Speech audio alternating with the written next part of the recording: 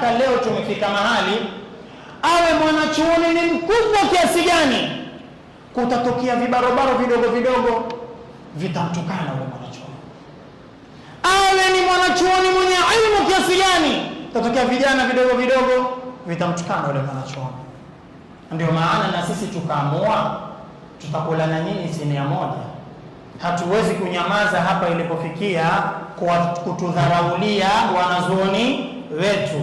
Mkizungumza usubuhi, jioni mbali, na hata sisi pia tutafanya nini? Tutazungumza, sio kushindana, lakini kuswafisha majina ya wanazuoni wetu ambao kwamba yachafuliwa mchana na usiku, asubuhi na jioni, kila siku yachafuliwa. Assalamu alaikum wa rahmatullahi wa barakatuh. Bismillahir Rahmanir Rahim. Alhamdulillahi Rabbil Alamin. Wassalatu wassalamu ala man jaa bitawhidi waddin, Sayyidina Muhammadin wa ala alihi wa sahbihi ajma'ina, amma ba'd. Ndugu yangu mfuatiliaji na mtazamaji, karibu katika kikao hichi kifupi na kizuri. Ni kifupi kwa sababu ya maelezo tutakayoyatoa, na ni kizuri kwa sababu ya madhumuni ya kikao hichi.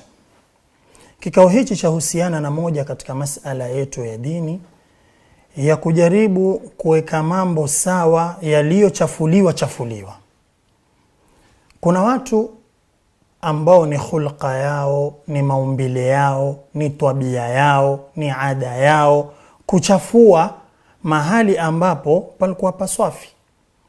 Watu hawa wanapoachwa, maana yake ni kwamba wataendelea kuchafua, na sisi ni jukumu letu kusafisha pale ambapo pamechafuliwa.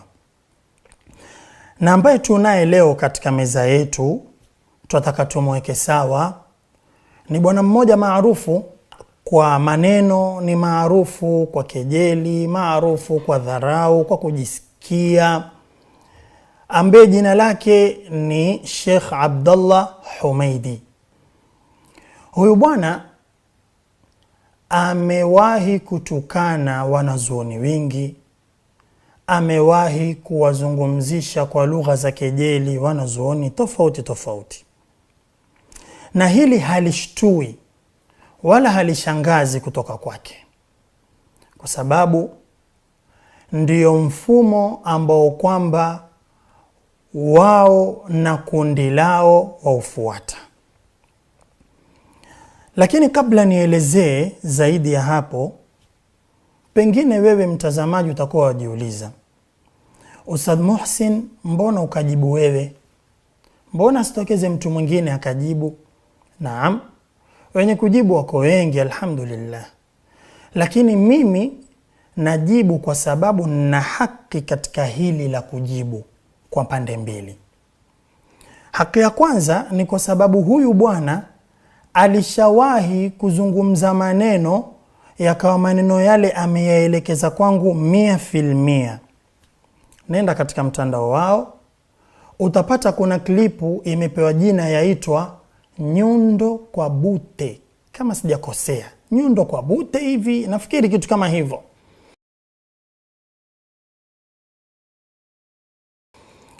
Klipu hii mimi hata nilikuwa sijui, lakini kwa uchokozi ambao wao wanao, ghafla nikaona nimetumiwa klipu katika mtandao wa Telegram na mtu ambaye simjui. Nikiangalia ndio nikaona ni hiyo video, kisha ameniandikia ule mtu, jibu kama waweza. Nikaisikiza, nikakuta mazungumzo tu pale ndani ambao hayana kitu wala maguu, hata sikushughulika. Kwa hiyo nikijibu mimi nina haki, kwa sababu yeye tayari alishawahi kuniambia mimi maneno ambao yananihusu 100%, kujibu katika masala fulani kwamba mawahabi hawana madhehebu.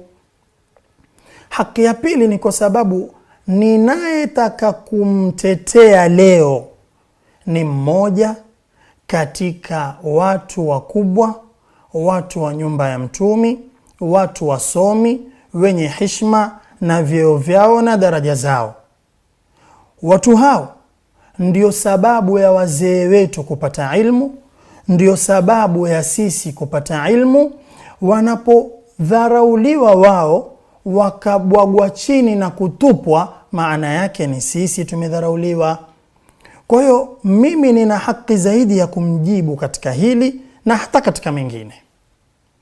Ndugu zangu Waislamu, nisirefushe mazungumzo yangu haya.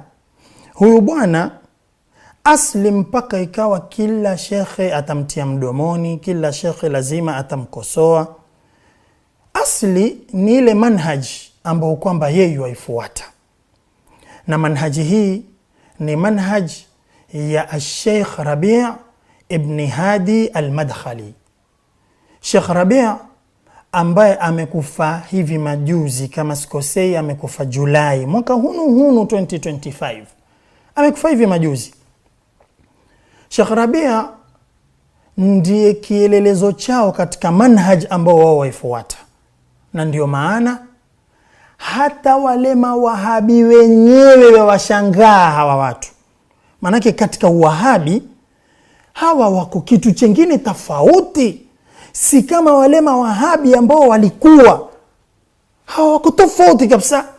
Ndio maana wakanasibishwa na shekhe wao, wakaitwa kwamba hawa ni madakhila. Hawa wala si mawahabi, hawa ni madakhila, hawa madakhaliyuna. Hawa hawafai kuitwa mawahabi wala kuitwa masalafia, ni madakhila swafi kwa sababu ya manhaji yao. Na ili ujue kwamba hawa wamfuata Sheikh Rabi' ibn Hadi al-Madkhali katika hiyo manhaj ya kila mtu kumfanya si lolote wala si chochote, sikiliza maneno ya Muhammad Mafuta, ndugu yake Qasim Mafuta wa kule Tanzania. Muhammad Mafuta amefikia kusema, ili kumtakasa Sheikh Rabi' kwamba si mtu mdogo, amefikia kusema maneno ya Sheikh Rabi' ni sawasawa na wahyi. Sheikh Rabi' ndio anayesema kwamba Yahya al-Hajuri kadhab, ni mwongo, anaweka watu madhulumu, watu wanapandikizwa pale kujaribu da'wa. Na taban maneno ya Sheikh Rabi' ni kama wahyi, ni kweli. Na taban maneno ya Sheikh Rabi' ni kama wahyi, ni kweli. Fikiria wewe Muislamu afikia kufananisha maneno ya mtu na wahyi aliokuwa akiteremshiwa mtume. Huyo mtu wao wamemweka juu kiasi gani? Huyo mtu wao wamemweka wafuata manhaji yake kiasi gani, paka kuona na kusema maneno ya Sheikh Rabi' ni kama wahyi? Bila shaka ni kwamba wamemweka katika daraja moja na mtume. Sheikh Rabi' akikukubali umekubalika, akikukataa umekatalika. Na ndio mfumo huu ambao wao wamekuja nao, ili wao wakimkataa mtu, huyo mtu ni akatalike popote.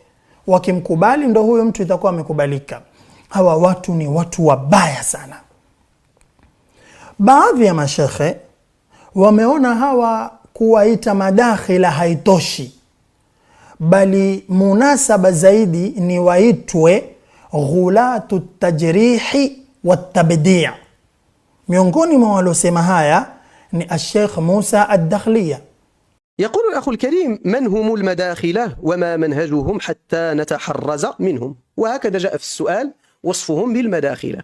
هذا الوصف ديال المداخلة سببه أنهم يقصدون به النسبة إلى الشيخ رحمه الله ربيع بن هادي المدخلي، لأنه هو ينسب إلى ذلك فيقال فيه المدخلي، اشتهر بذلك فصار الناس ينسبون أتباعه والمتعصبين له إليه، فبغوا ينسبوهم ليه، فقال بعضهم مداخلة، بعضهم قال ربيعيون نسبة لربيع إلى آخره. فالمقصود هذه نسبة للشيخ رحمه الله. لكن الأحسن في وصف هؤلاء أن يقال غلاة في التجريح والتبديع.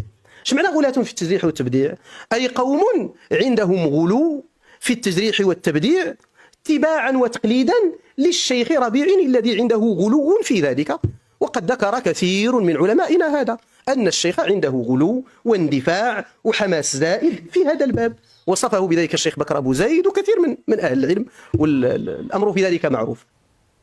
أسمى هوا ni ghulatu tajrihi wa tabdi', wamevuka mipaka katika kuwaita watu wa bid'a, katika kuwatukana watu, katika kuwaangusha watu na kuwafanya wadogo. Wamevuka mipaka. tunajua kwamba at-tajrih ni kitu kiko, wala hakikataliki. Mtu akafanya kitu akakosea akawekwa sawa, lakini billati hiya ahsan. Mtu kitu ikawa ameteleza akarekebishwa, lakini billati hiya ahsan. Hili ni jambo liko katika dini yetu, hakuna mkamilifu. Lakini hawa yao wao si kumweka mtu sawa, ni kumfedhehesha mtu haswa. Yao wao ni kumfanya mtu aonekane la shay, yani wamevuka mipaka. Baadhi ya wanazuoni waona kwamba hawa ni ghulatu tajrihi wa tabdi'. Baadhi yao wakafikiria wakaona kwamba hapana, hawa bana, hata mbali na kuwaita madakhila, mbali na kuwaita ghulatu tajrihi wa tabdi', lakini hawa wafaa waitwe as-sababa. Miongoni mwa walosema hayo ni ad-Doktor Ahmad an-Naqib, kwamba bana hawa ni as-sababa, watukanaji, kwa sababu hakuna anayesalimika na ndimi zao kama anavyofanya huyu ndugu yetu Sheikh Abdullah Humaidi. سمعنا مؤخرا عن فرقة اسمها المداخلة. باختصار شديد أنا لا أسمع عن هذه الفرقة، ولكن أعرف قوم اسمهم السبابة. السبابة هؤلاء لا يدعون أحدا من أهل الإسلام له جهد إلا وسبوه ورموه بصفرائهم وبيضائهم، رموه بصفرائهم وبيضائهم. فلنحذر هؤلاء السبابة، فإنهم أشد على الدعوة من إبليس. إنهم أشد على الدعوة من إبليس. Haya yote ndiyo yaliyofanya kukatungwa kitabu na yule Sheikh Salim Barahiani wa Tanzania, akakiita ni upi usalafia jadida, akikusudia kwamba kuna usalafi kisha kuna na masalafia jadida. Yani hawa ni masalafi wapya ambao wamekuja na mfumo mpya, wamekuja na kanuni mpya. Hata wale wenzao wanaojiita masalafi wao pia hawaoni kuwa masalafi, waona ni mahizbi. Yani hata kabla ya sisi kwamba watatuita majina tofauti, wale masalafi wenzao wakikujisikia wampija teke huyu wamtoa, wewe humo katika usalafi, wewe ni hizbi. Wakijisikia wampija teke yule wamtoa, wewe ni hizbi, na kuwabandika watu majina tofauti tofauti. Ndio yule shekhe akatunga kitabu akakiita ni upi usalafia jadida. Kitafute ukisome upate kuwajua hawa watu majadida watu gani.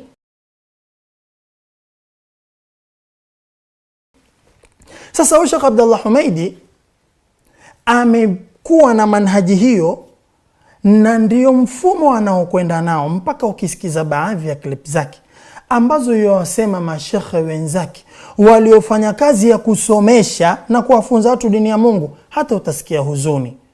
Yani basi hata kama wewe na yeye mmetofautiana, basi ndio mseme kwa lugha hizi, ndio mzungumze hivi. Hapana, yani hii si haki hata mbele ya Mwenyezi Mungu, si haki.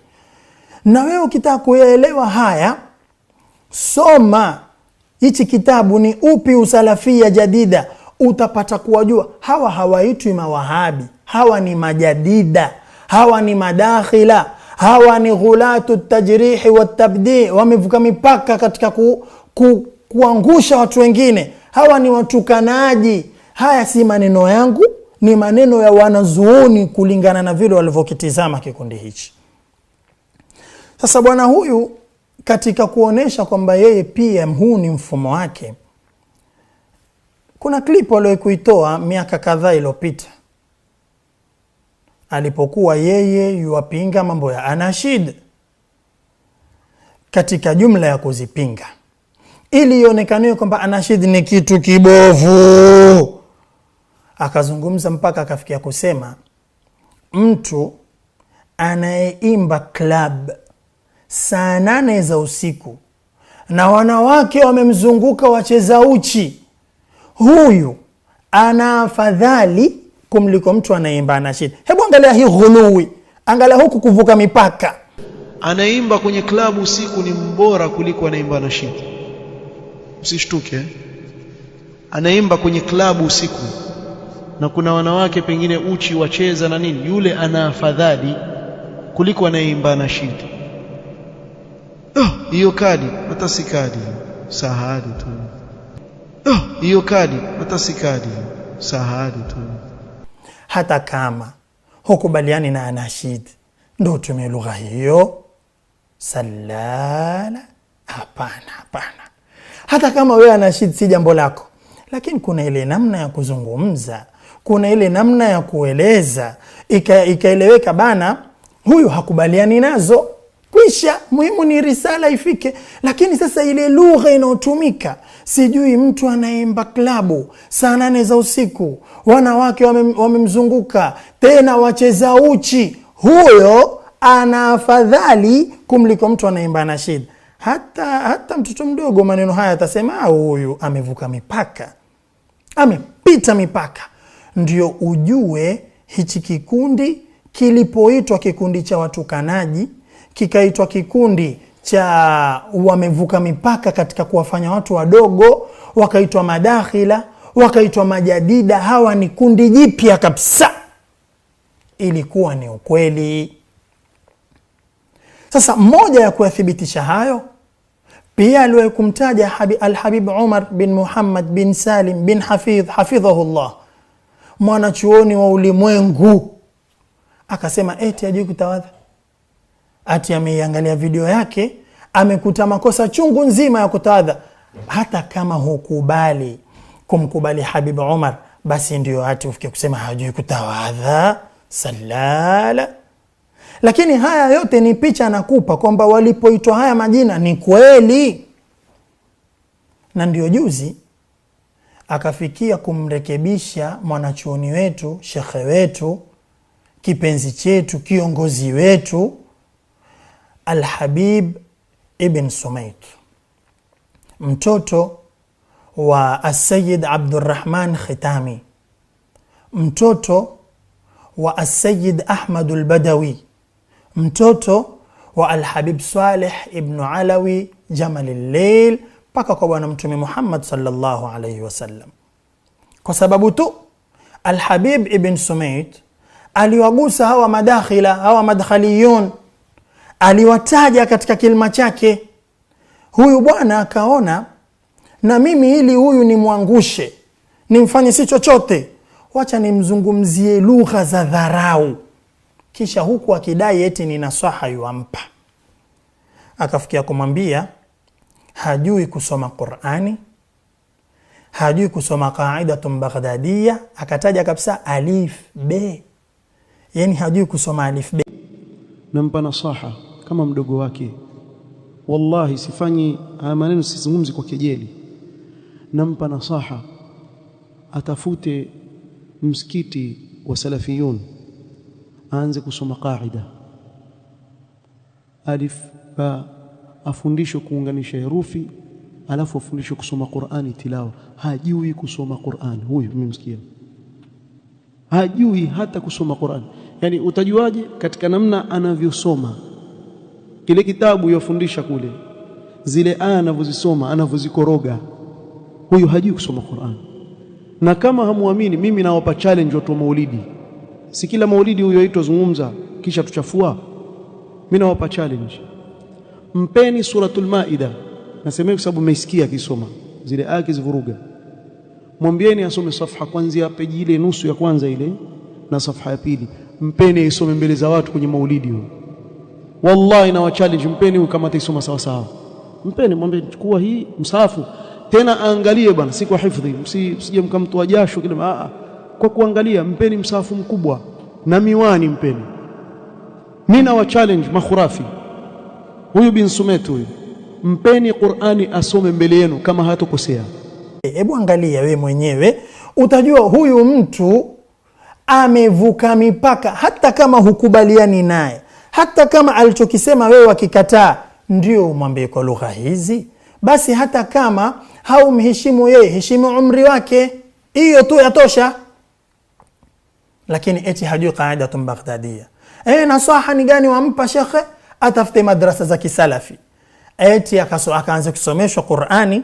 Huyu ukimpa suratul Maida, sijui kuanzia katikati pale, hii naswaha wala haikuwa ni naswaha, si naswiha, ni fadhiha. Yote nini? Kwa sababu mimi sikubaliani na huyo bwana. Ndugu yangu Sheikh Abdullah Humaidi, sikia nikwambie,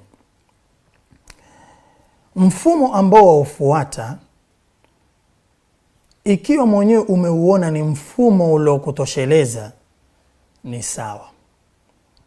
Lakini na wewe utakapozungumzishwa kwa lugha zile zile unazozungumzisha nazo watu, lugha za mtaani, lugha za kihuni, lugha za kijanja janja, baadaye wewe na kundi lako na wafuasi wako msirudi mkawa wakali, msirudi mkaanza kuona mwadhulumiwa. Kwa sababu katika tafiti zangu nilizozifanya ni kwamba nyinyi huwa maona raha mkizungumza watu wengine na maona raha wale watu wakinyamaza, lakini wakijibu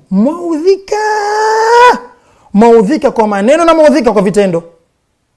Utaona ile sehemu hata katika ile, kwa mfano video, nenda katika ile comment section, angalia watu walivyoudhika, angalia. Lakini subiri nyinyi mumtukane shekhe wetu, hata hatuwaulizi kitu. Kwa hiyo lugha unazozitumia waziita naswaha, na wewe ukinaswihiwa kwa lugha hizo hizo, usikasirike, usiumie, usisikie vibaya. Ni mfumo umeuanza, twende nao.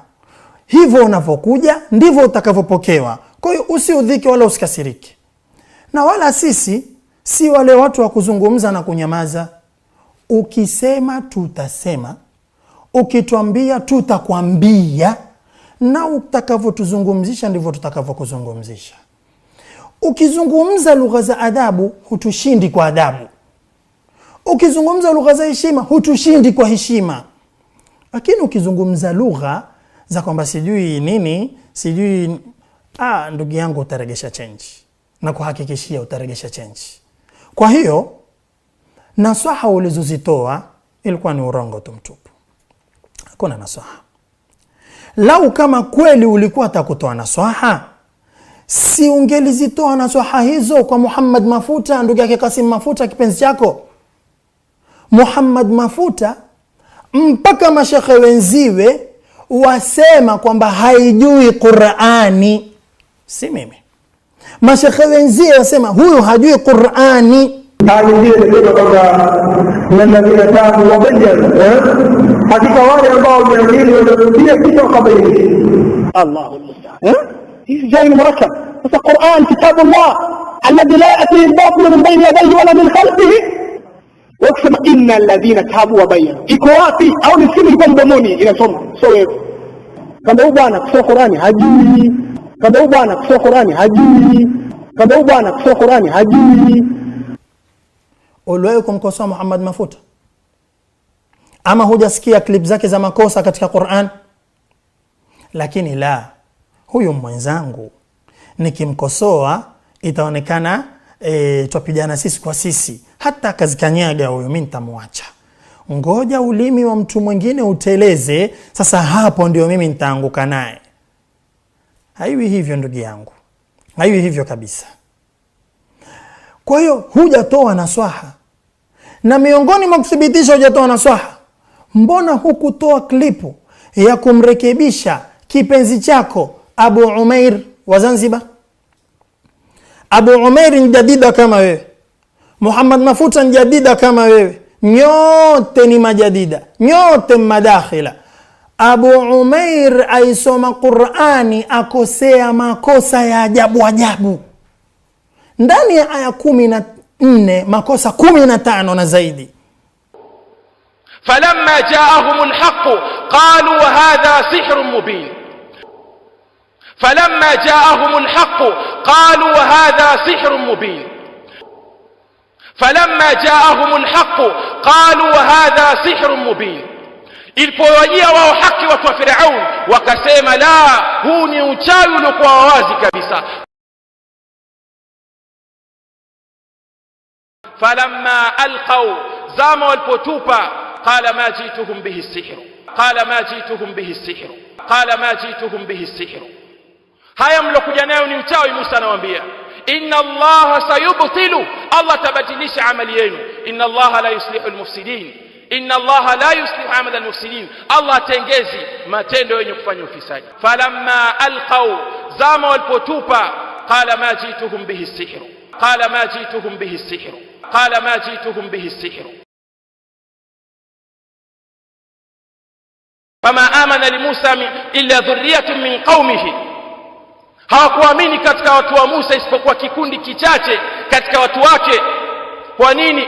Khawfan min fir'auni wa malaihi an yaftinakum, khawfan min fir'auni wa malaihi an yaftinakum, khawfan min fir'auni wa malaihi an yaftinakum, wama amana limusa illa dhurriyatun min qaumihi, hawakuamini katika watu wa Musa isipokuwa kikundi kichache katika watu wake. Kwa nini? Khawfan min fir'auni wa malaihi an yaftinakum, khawfan min fir'auni wa malaihi an yaftinakum, khawfan min fir'auni wa malaihi an yaftinakum. قال موسى لقومه إن كنتم آمنتم بالله فعليه توكلوا إن كنتم مسلمين.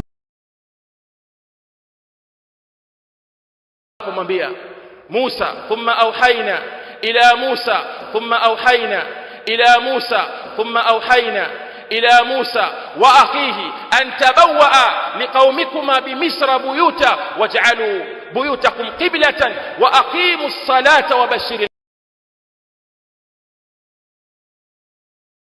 لبني إسرائيل البحر فجاوزنا لبني إسرائيل البحر فجاوزنا لبني إسرائيل البحر فأتبعه فرعون وجنوده فأتبعه فرعون وجنوده فأتبعه فرعون وجنوده بغيا وعدوا حتى إذا أدركه الغرق قال آمنت أنه لا إله الذي آمنت به بنو إسرائيل وأنا من المسلمين.